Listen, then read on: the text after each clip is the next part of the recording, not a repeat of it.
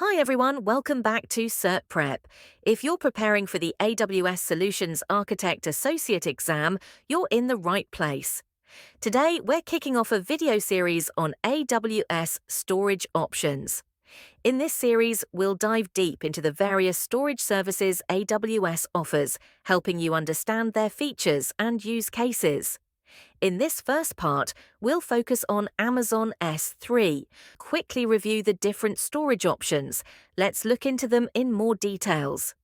Object storage are designed for storing and retrieving unstructured data like images, videos, and backups. For example, storing a collection of photos for a website or app. For this use case, object storage like S3 is the best option. Block storage, used for storing data in fixed size blocks, often associated with operating systems or databases. For example, storing an operating system for a virtual machine. File storage provides a hierarchical file system structure, similar to traditional file systems, and enables multiple clients to access and share files concurrently. For example, sharing files between multiple servers in a content management system.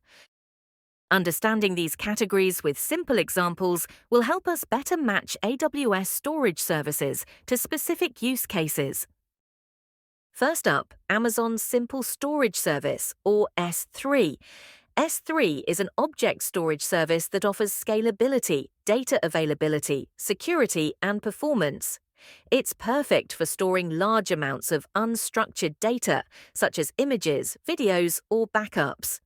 There are different storage types such as S3 Standard, S3 Intelligent Tiering, and S3 Glacier for infrequent access.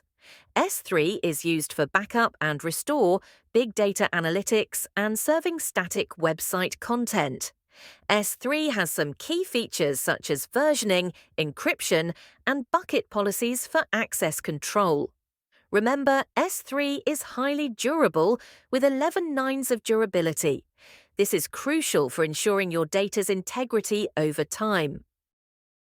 We need different Amazon S3 storage classes to optimize cost, performance, and availability based on the specific data storage and access requirements.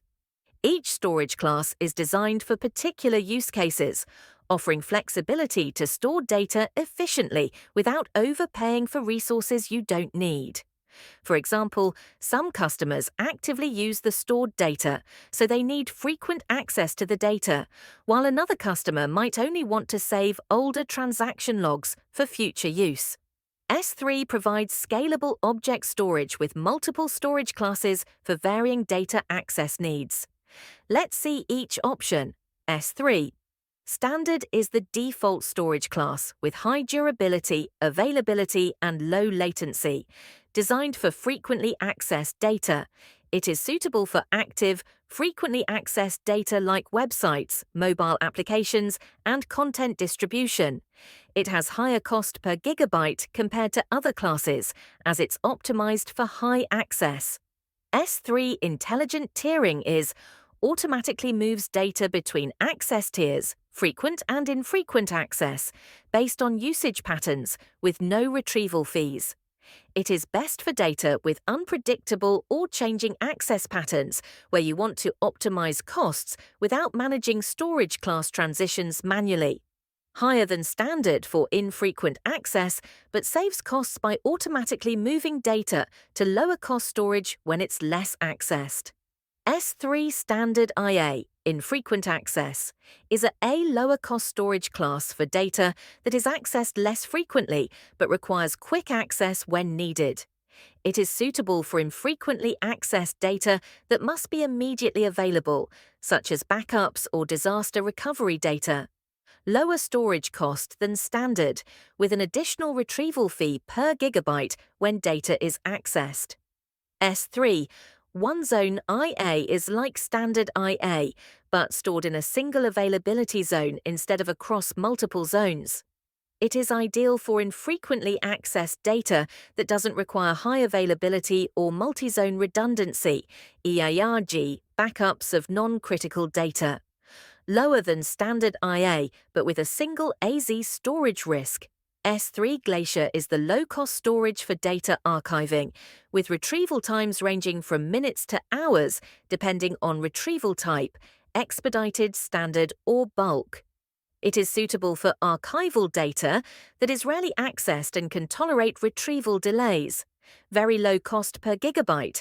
Retrieval fees vary based on the retrieval speed chosen. S3 Glacier Deep Archive is the lowest cost S3 storage class, designed for data that is accessed very rarely. Retrieval times can take up to 12 hours. It is best for long-term data storage where retrieval is infrequent and delay tolerant, such as compliance archives. Lower storage cost in S3 with additional retrieval fees.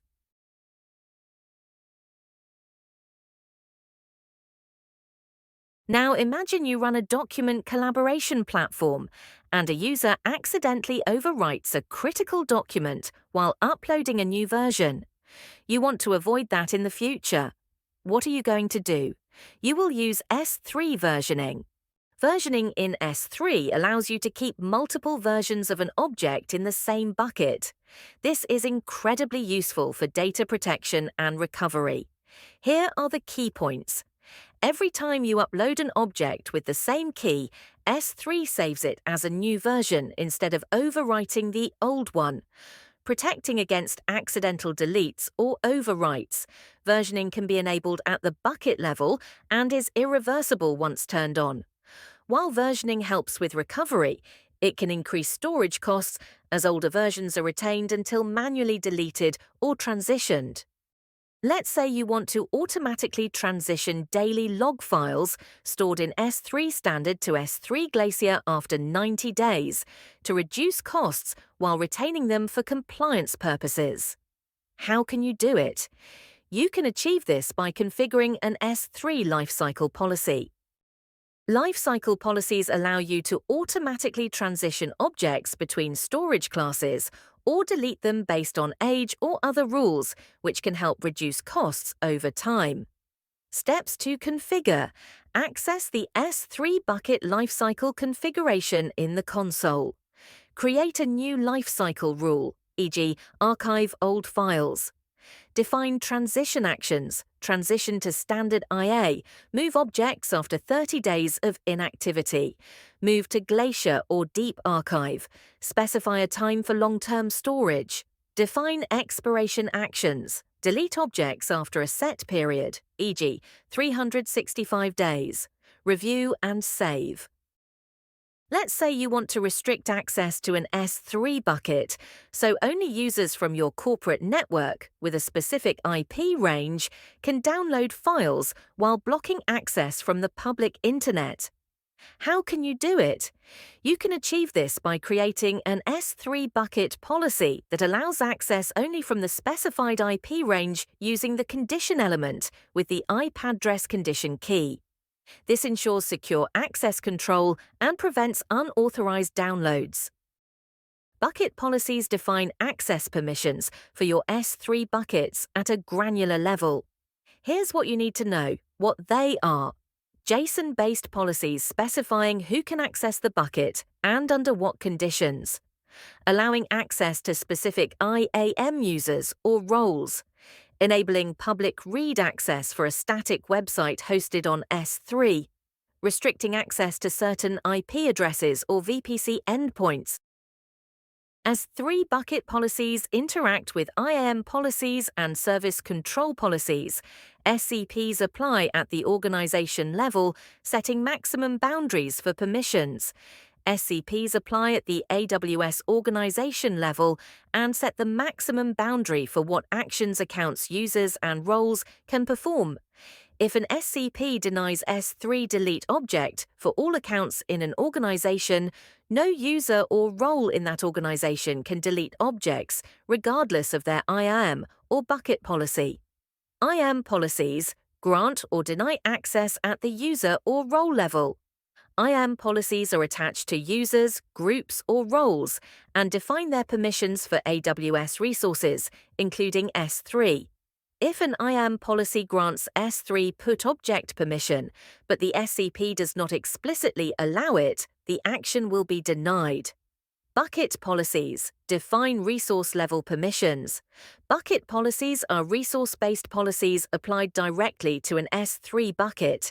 They define who can access the bucket and under what conditions. So for that policies, explicit denies in any policy take precedence. The order as belows: explicit deny in SCP. Overrides all other policies. Explicit deny in IAM policy or bucket policy prevents the action even if allowed elsewhere. Allow in either IAM or bucket policy permits the action if no explicit denies exist. Example, let's say SCP denies S3 delete object. IAM policy allows S3 put object and S3 get object. S3 bucket policy allows public read access S3 get object for specific objects. As a result, users cannot delete objects S3 delete object because SCP denies it. Users can upload objects S3 put object because IAM policy allows it and SCP doesn't block it. Public users can read objects S3 get object if the bucket policy allows it, as long as SCP and IAM don't explicitly deny it. Finally, let's talk about the cost optimization. Storage types use S3.